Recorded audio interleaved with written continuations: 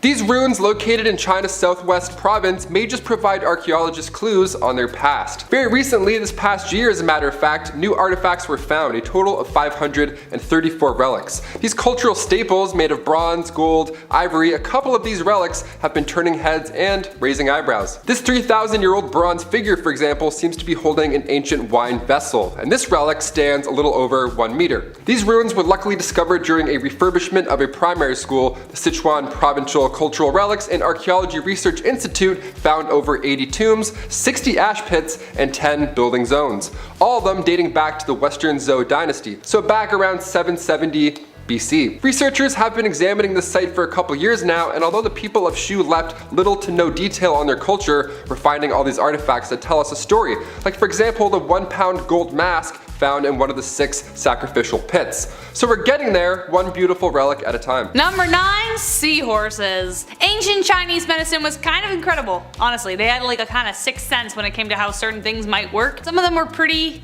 questionable, I will say, I will not lie, but they had something right about seahorses. Even today, you can find seahorses at markets as a street snack, but beyond a tasty treat, they have been used as a part of Chinese medicine since time immemorial. It was believed that they had the potential to cure infertility, baldness, asthma, and arthritis. Research work on seahorses provided information that has the ability to help ease inflammatory symptoms associated with arthritis.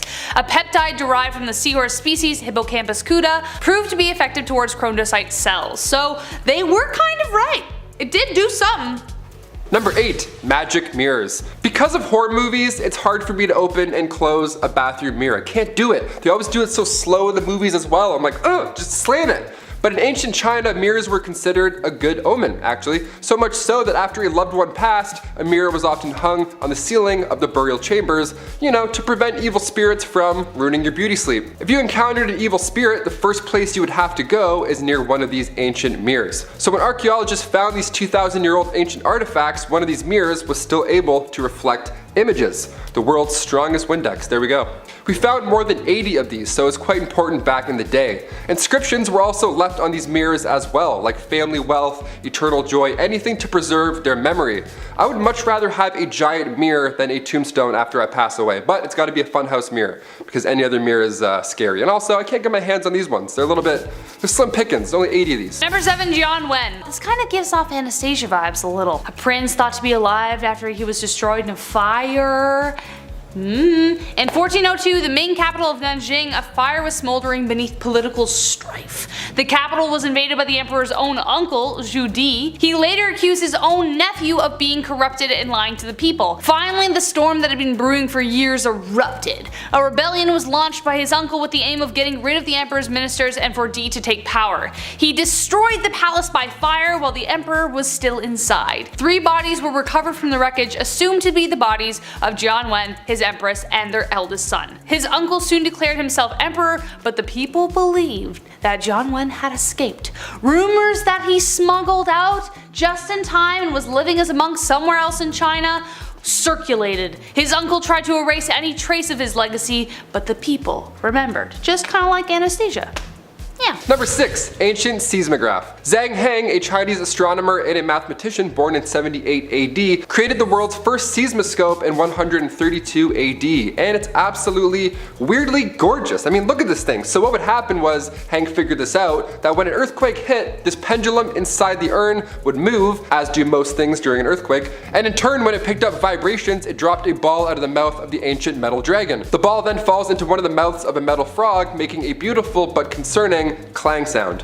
Now apparently the first time this happened, nobody even felt a thing, but days later, when a messenger finally arrived, it was then told that an earthquake did in fact happen. This type of ancient knowledge blows my mind. Like, this guy changed the world. Not too mysterious per se, but rather impressive how he was able to figure this out. Number 5. Loincloths. Going back to ancient Roman and Egyptian times, there we go, 2 for 1. The loincloth was of course used by all. Either that or you would just be naked. I found this neat step-by-step on how to make your own loincloth, and I tried it, and it's way more complicated than I could have ever imagined, okay? We don't have a lot of archaeological evidence because these linens barely made it through a decade, obviously. There's not a lot of bones in them that would hang out over these thousands of years. But ancient Romans would often use leather to make underwear. Can you imagine that? Hot goat skin wrapped around your waist in the sun? Oh, I need baby powder just thinking about it right now. We still use leather today when it comes to undergarments and, you know, zippers and stuff, but that's for another video. We'll get to that another time. Number 4, cesspools. Hey, here's a note. If you're gonna make a massive castle, you need to know where not to build certain rooms. In case you're building a castle, anyone watching? Like say over a cesspool, as an example. Yeah, don't build anything heavy over here, or else let's talk about it. Cesspools were often placed under floors, which makes sense because, you know, gravity and life and stuff. But you need to make sure those floors are supportive enough, period. That's it. Or else this will happen. Back in 1183, the emperor of the Holy Roman Empire had a dinner in the palace of Erfurt. But in the main floor of the main hall broke open, resulting in a bunch of dinner guests falling through said floor, with even a few drowning again in said cesspool. Yeah, it's a horrible way to go. And then again in 1326 in England, Richard the Raker had just sat down. The guy hasn't even started his meal yet, and then again the floor beneath him broke and he fell through and drowned in a cesspool. That's like the worst way to drown too. I'd say chamber pots were safer, but when it comes to waste, out of sight, out of mind. Sadly, just get that away from me. Just downhill, get it out, or else we'll drown in it, probably. Number 3, Roman shampoo. Okay, when my hair grew out over the pandemic, I had a panic attack. I don't know what the f to do. I had a huge wake-up call. I've never had long hair before. I didn't know what to use in this mop. I still don't. Clearly, evidently, all I had growing up was the classic 4-in-1 shampoo for guys. That wasn't working out at all. That sucked. I needed some curl cream, okay? Separate jars of items, not just a 5-in-1 with mouthwash on your head. Those aren't good. Those don't do anyone any good. But the ancient Romans, they didn't have Head and Shoulders back then. What did they do? Well, sometimes nothing. They would dip their hair in cold water, and at public bathhouses also, very public, then they would rub and scrape away oils. Lime water was also used to wash your hair, but that was just as useful as lime wire. Sometimes Europeans wouldn't even use water at all to clean their head. They would rub their head with bran, like just a loose bran, before bed, and then they'd brush it out with a comb in the morning. Yeah, bran. I used dog shampoo once by accident. I thought that was bad. Bran?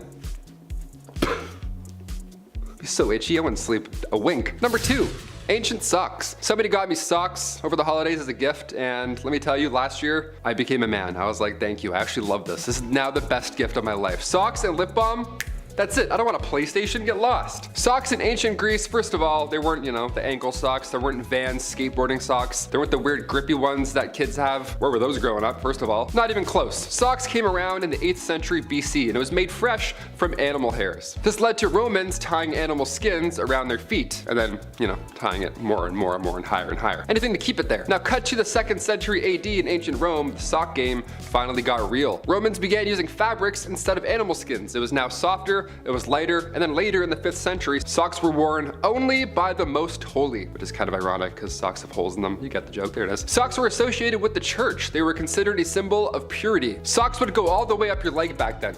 Like I said, a little different than the New Balance ankle socks we got today. A little less holy. Finally, number 1, public bathhouse. This last one, okay, we haven't moved on from this at all. That's why I wanted to finish this list. Nice little fresh, fun reminder from Taylor McWaters. Here we go. We still bathe together, a lot. We go to water parks and we swim around in pools filled with pee. Ancient Roman bathhouses were the older, slightly yuckier versions of water parks. They would literally spread intestinal parasites. They were actually way worse. And these massive rooms with giant pools just lie disease, nude. There were dicks and everyone was sweaty and it was all tight and there was no filtration system. It was like an indoor hot tub without the pumps or the salts. It was gross. The Romans were literally figuring out sewage systems at the same time, which I of course mentioned earlier, but they were also the first to create heated public baths. Yeah, my above ground pool wasn't heated, but the ancient Romans, they had heated pools. Great, I gotta send an email to my dad this afternoon, now I'm pissed. The archaeology and anthropology department at Cambridge discovered that Romans brought lots of parasites to Europe. Yeah, the fossilized feces showed that these heated, relaxing, rejuvenating bathhouses nearby were all but. Yeah, they were horrible. They were just spreading hot disease, coming in hot. At number 10, treaties of the vessels. I think that most of us love the idea of uncovering some kind of lost treasure. I, for one, would love to pull an Indiana Jones and uncover artifacts lost to the sands of time, but realistically, you need a lot of clues in order to find these things. They could be anywhere. The world is quite a large place, you know. That's why ancient texts and documents are so important to researchers, because sometimes they can give clues as to where some treasures might be. This is sort of the case with the treaties of the vessels. This ancient Hebrew text claims to reveal the location of where the treasures of King Solomon's temple are hidden. Well, Sort of. The text discusses the location of the treasures as well as the fate of the Ark of the Covenant, which is a chest that is said to hold tablets engraved with the 10 Commandments. And as you would imagine, these are highly sought after, but no one knows where it is, and the treaties of the vessels isn't really much help to researchers. The text says that the location of these things will, quote, not be revealed until the day of the coming of the Messiah, son of David. So it just teases us with this mystery. We still have to wait to find these treasures. At number 9, Gospel of the Lots of Mary. Have you ever wished that you could know the future? Maybe you want to know how a relationship would play out, or if you should do something about your career, but you just need that little confirmation of future events to help you along. Well, if you lived in ancient times, then you might have sought out the Gospel of the Lots of Mary to help you with your needs. This ancient text is quite the gospel and dates back to around 1500 years. The Gospel of the Lots of Mary doesn't discuss the life of Jesus Christ, but instead contains 37 oracles that were written pretty vaguely. The original text was written in Coptic, an Egyptian language, and has been translated in modern times. The book opens with the words, quote, the Gospel of the Lots of Mary, the mother of the Lord Jesus Christ, she to whom Gabriel the archangel brought the good news. He who will go forward with his whole heart will obtain what he seeks, only do not be of two minds. End quote. Researchers believe that this book would have been used for divination in an attempt to seek knowledge of the future. Someone in need of answers would seek out this book, ask a question, and then would have gone through a process that would randomly select one of the 37 oracles to give answers to said person's problem. Almost like how we read horoscopes, but much more mysterious. Before we carry on talking about these strange and mysterious texts, why not leave a big ol' thumbs up on this video if you are thoroughly entertained so far, and while you're at it, why not subscribe to the channel to see more videos like this one and join the hive. At number 8, Liber.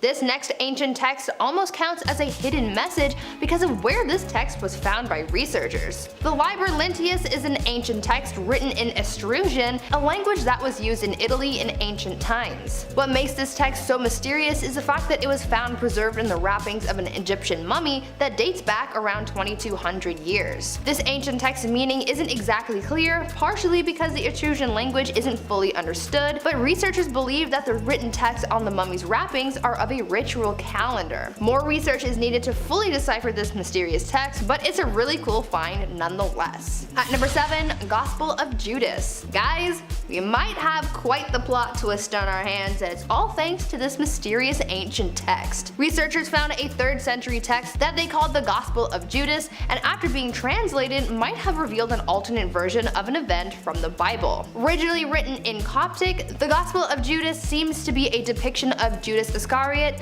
the man who betrayed Jesus in the New Testament, in a positive light. In the New Testament, Judas was said to have betrayed Jesus by revealing his identity to those who had come to arrest him in exchange for 30 pieces of silver, but in the Gospel of Judas, it describes Jesus as asking Judas to betray him in order for him to be crucified so that he could ascend to heaven. This plot twist is debated among some people though, as other researchers have said that the text actually declares Judas as a demon. Either way, it's a new spin on the story that we didn't have before, and I'd say that's pretty darn mysterious. At number 6, Grolier Codex. Imagine owning something that you believe was just a piece of art turned out to actually be an ancient artifact. This kind of thing is actually a lot more common than you'd think, since over the years, pillaging and looting of ancient sites have led to many artifacts being misplaced and sold around the world. This is the case with the Grolier Codex. The Grolier Codex is an ancient Mayan codex that contains Maya hieroglyphs, illustrations of gods, and a calendar that tracks the movement of Venus. Wanna know where they found it? In a club in New York. The person who acquired the codex, a Mexican collector named Jose Sanez, said that he got it from a group of looters in the 1960s, and after a lot of debate, it was found that the codex that he had was in fact authentic. Researchers found that this ancient text was written on paper that dates back about 800 years and was written using paint known as Maya blue, which actually wasn't synthesized in a lab until pretty recently. I think it's pretty crazy that this ancient text from the Mayan civilization somehow ended up in New York and no one really noticed. At number 5, Marooning. Let's talk about the brutal yet mysterious practice of Marooning, and no, we're not talking about Maroon 5. Marooning was a pirate punishment, probably the most dreaded punishment of them all, where someone who committed a serious offense would be taken to a deserted island and then left there. No food, no water, just you and the island. For many, this was a slow and painful death. Being left on an island in the hot sun meant you got badly sunburnt, you had no food unless you could find something in the area, and chances were that there was no fresh water on that island, so you would become dehydrated quite quickly. At high tide, the water could flood the island, or you would be left standing in water up to your neck, and any predators in the area would have seen you as a little snack. This sounds like a terrible way to go. I could not imagine the physical and psychological torment that would come with such a fate. Man, I'm glad I'm not a pirate. Number 4, pirate curfew. This next one made me laugh out loud while I was reading up on it. It doesn't matter how badass or cool you think you are, even if you're a literal pirate, you still have a bedtime. These guys would straight up abandon their mateys, they would leave them on an island to die, and then sword fight over treasure. But come 8 o'clock, it's time to shut her down. Because it's pirate code, you can't break the code. Captain Black Bart Bartholomew Roberts, he insisted back in 1722 that lights and candles were out at 8 o'clock sharp. If anybody wanted to stay up later than 8, they can go and hang out on the deck. Honestly, I love this rule. I'm here for this. Imagine roommates being on board for this as well. Nowadays, you get the best sleep of your life. Thing is, these guys needed all the time they could get because they had to sleep in hammocks. Not the most comfortable or relaxing environment. A hammock nap, sure, but a hammock sleep every night? No wonder pirates were so angry. It's starting to make sense. At number 3, Cryptic Treasure. There once lived a pirate named Olivier Levasseur, and he was considered one of the last great pirates. Over the years, it was said that Levasseur had stolen many treasures of great value and had a large haul of precious finds. Once people finally caught up to him, he was captured and sentenced to death by hanging, but before he died, his final words were, quote, "Find my treasure, the one who may understand it," end quote. And then he threw a cryptogram into the crowd, and that was the last of them. To this day, no one has been able to decipher the code. Some believe that perhaps this cryptic message was simply designed to lead people on a wild goose chase as a final joke. However, in the 20th century, a man named Reginald Herbert Cruz Wilkins, say that 5 times fast, made a breakthrough. He had been searching for the treasure for years and finally found the cave that he believed the treasure was located. Unfortunately, the cave's conditions made it impossible to get through, so the treasure remains a mystery to this day. Can you believe this all started because a pirate wanted to pull a Da Vinci Code on us? Unbelievable. Number 2, Julius Caesar. Pirates would often take people and demand treasure. They would use hostage situations as a main ploy. In fact, at one point in history, pirates managed to scoop up Julius Caesar. Like the Julius Caesar. The Emperor of Rome went through his fair share of trials, and at just age 25, he was held captive for 38 days with pirates. That's a very long time to hear horrible sea chanties. When pirates demanded ransom for the release of the young man, they set his price for 20 talents, but according to historians, that price was deemed too low from Caesar himself. He actually laughed at it and reminded these pirates that they had no idea who it was they captured. He said to ask for 50 instead of 20. How insane is that? And finally, at number 1, pirate tunnels. You know the secret tunnel from Avatar: The Last Airbender? Well, the secret pirate tunnel is kind of similar. Below the city of Savannah, Georgia lies a series of underground tunnels that are believed to have been used by pirates. The pirates would use these tunnel systems to smuggle goods in and out of the area, as well as to smuggle captured sailors. It is said that these tunnels would lead directly to the location where the ships would have been waiting in the harbor.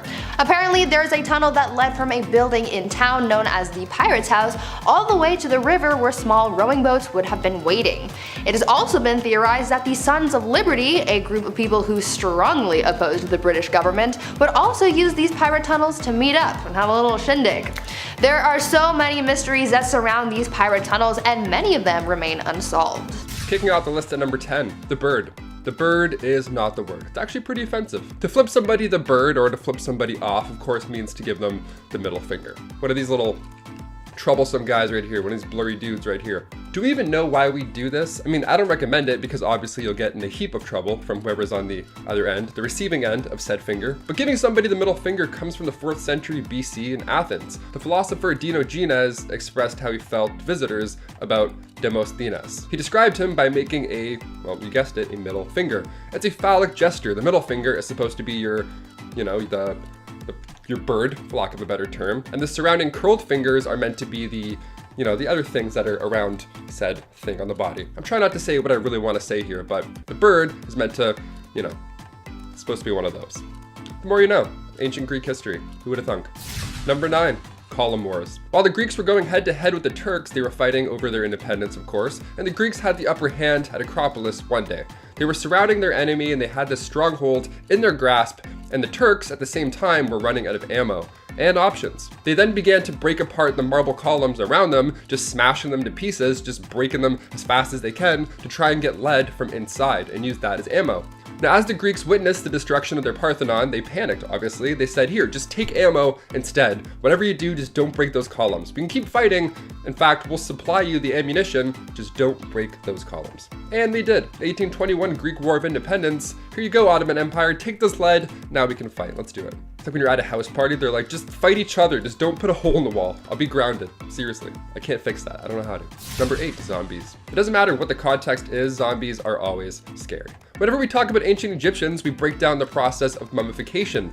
And you know what, I'll be honest, I missed that part. Just keep everything in jars, keep everything separate in different rooms, keep everything safe, surrounded by treasure in the middle of a tomb. No zombie is coming back to life if that's the case, you know what I mean? Dr. Solowski-Weaver explains that bodies found at a cemetery near the ancient town of Camarina in southeast Sicily were feared to come back to life at one point. The town was once a Greek colony, of course now modern day Italy, but it's home to a 3rd century cemetery with around 3,000 bodies in there. There's more than half of them that are buried with coins, the usual, but a few of them were found in specific ways, peculiar ways. One body, found in tomb 653, their body was covered in large fragments of amphora. So it's whatever was underneath there, they didn't want that to move. Which is weird, because you're like, okay, I know that they're dead. Why are we putting a rock on them? You know, that fear, we still have it today. Number 7, stone cold. When the pandemic first began, one of the hardest things to get a hold of, surprisingly, was toilet paper. Yeah, it's pretty important. It's more important than we realized, because that was the thing on the news that we saw, people just boxing each other at a Walmart for toilet paper. When you run out of toilet paper, you often remember that moment regardless of where you are forever. Leaves of 3, let them be. That's all I'm saying. But ancient Greeks used these small ceramic pieces to wipe. Yeah, ceramic pieces, like sharp. French anthropologist Philippe Charlier expands on this toilet hygiene history in the British Medical Journal. It was these flat terracotta discs found in these ancient sites, and they had residue on them, so the proof's in the pudding. They also discovered a Greek cup which said 3 stones are enough to wipe one's arse. 3 stones. See, even today, it's like 3 pieces, 3 slices, 3 stones. It's always 3. Yeah, Greeks would use pebbles to wipe their butts. Never take the go for granted ever again. Number 6, naked exercise. Okay, this one, honestly, I'm just saying it's unusual, but I'm on board with it. You ever forget a towel when you're showering? You gotta do that weird, naked, silly run through the hallway. I'll be honest with you guys, that's my favorite run. I feel like one of those aliens from Signs, just walking around all light, naked, and lanky. Just meant for speed, meant for greatness. Just wet, just like a lizard just slipping around all over the kitchen. Ancient Greeks used to work out naked. The word gymnasium translates to the Greek term gymnasion, which meant school for naked exercise. Yeah, growing up, I always wanted to go to Xavier's school for gifted youngsters. Now, I just want to go to Ezekiel's school for naked exercise. Just don't set up shop behind the guy working on his squats. That's probably a bad idea. You know what? The more I think of this, the more I convince myself it's a pretty terrible idea. Hey man, do you mind spotting me? Sure. Number 5, William II. William II was the 3rd son of the great William the Conqueror. As we know from the first video, he also died in an anticlimactic yet explosive way. It was only fitting that his son died in a similar fashion, however his death was a drop more menacing. There were some creepy things behind it. On August 2nd, my birthday, in 1100, King William II was on a hunting trip in New Forest. He was attended by a few people, one in particular was named Walter Tyrrell. Tyrrell wasn't a huge fan of the king, and there were some musings as to whether he was employed by William's other brother. We'll see. William got in his sight a stag, took aim, and fired. He didn't kill it, but injured the animal, and in his excitement ran towards it. Walter Tyrrell stayed back and took advantage of the situation and just went right into his heart. He strung his own bow and struck the king right in the heart. He fled immediately and was able to escape. When the rest of the party discovered him, they too fled in an attempt to protect their own interests. It was left to the countrymen to ferry the king to the cathedral for his burial, because actually it turns out people weren't a huge fan of him. to be honest. Number 4. King Adolf Frederick. Last time we talked about one of the King Henrys dying from a surfeit of lamprey, but he wasn't the only king to eat himself to death. Spoiler alert. King Adolf Frederick, the King of Sweden, had no way of knowing as he sat down for a meal on Shrove Tuesday, the night before Lent in 1771, that it would be his last supper. He was just hoping for a good time. Lots of people loved him as king. He was a big part of the Age of Liberty, during which civil rights for civil people increased. It was his parliament that saw the first legislation supporting freedom of the press and freedom of information get passed. But that night, the night before Lent, Frederick had a meal that included lobster, caviar, kippers, sauerkraut, boiled meats, and turnips. Surely enough to more than satisfy the average man, but he washed it down with champagne and semlas, a decadent dessert. He ate 14 of them, on top of everything else, plus a bowl of warm milk, cinnamon, and raisins. That same day, he had such severe indigestion that the king died that day. Number 3. Martin of Aragon. People didn't initially get excited when Martin of Aragon took the throne over Aragon, Valencia, Sicily, Sardinia, and Corsica, but he was later referred to as Martin the Humane, so he wasn't that bad, I guess. But no one would have guessed he would die the way that he did. Martin, like some other kings we know, also had an unhealthy appetite. Apparently, Joey from Friends could have died in that one episode of Friends where he tried to eat a whole turkey, because Martin took on eating an entire goose by himself and actually did it. Something about the goose didn't agree with him, and soon he retired to bed with frightful indigestion. He called for his jester to entertain him while he was ill, but the jester took a long time to get there. When he finally appeared, he told what would be the world's deadliest joke. When asked where he went, the jester replied, "In the next vineyard, your majesty, where I saw a young deer hanging by his tail from a tree, as if somebody had punished him for stealing figs." Unquote. Apparently this was so funny, Martin laughed for 3 hours until he died. So yes, he quite literally laughed himself to death. Number 2. Cleopatra. I would be very surprised if anyone watching this video doesn't know who Cleopatra is, but in case you don't, here it is, here you go. Cleopatra was one of, if not the, most famous pharaoh to come out of ancient Egypt. She has inspired countless plays and movies surrounding her rule, her beauty, but most notably her love affairs with Caesar and Mark Antony. Her death is for sure up there with fictional Shakespearean characters Romeo and Juliet. Mark Antony was Caesar's general who fell deeply in love with Cleopatra. Antony had first met the young, silver-tongued, charming, and scholarly queen when she was young and involved with Caesar. After Caesar's assassination though, she was wide open, quite literally. The two had a passionate, at times messy, and later tragic love affair. Cleopatra at one time faked a suicide to try and bring back her lover from danger, but upon finding out, Antony fled to her only to make an attempt on his own life. He died in her very arms. The queen retreated with her servants to her mausoleum. There, along with her servants, she let an asp clamp on her wrist to take her life. This is the tale, but with no corpse to evaluate, and lots of legend and hearsay. Some say this, though popular, wasn't the true cause of death, but hey, tragedy sells tickets. And last but not least, King Tut. Following the path we are embarking, here we have another mysterious death in ancient Egypt, that of the one, the only King Tutankhamun. The discovery of his mummified corpse sparked decades of rumor and curses after several people involved with the excavation died mysteriously. But the bigger mystery became how the famous ruler died at so young an age of 19. DNA tests and computerized tomography revealed he was suffering from malaria, a fractured lower leg, congenital deformities associated with inbreeding. Makes sense because his father and his mother got it on, and that's how he came about, and so did his grandparents. Egyptians were big into incest. But that wasn't his main cause of death. Other CT scans showed he had a cleft palate, a long head, curved spine, and a fusion of the upper vertebrae. He either died of sickness or a wretched accident given his broken leg. One theory is that he died during a chariot race. Another theory is that he was attacked by a hippopotamus. No doubt archaeologists will still keep searching for the real cause, but will we ever know? I don't know. Number 10, the Anguish Man. I don't care who you are, but every family out there has one artifact or one heirloom in their house that just doesn't sit well with you. Please comment below and let us know. I'm actually very curious to see what it is. For me, it was a dancing Halloween skull with moss and black roses coming out of its eyes, playing the classic funeral song. I don't know what you call it, but you know what I'm talking about.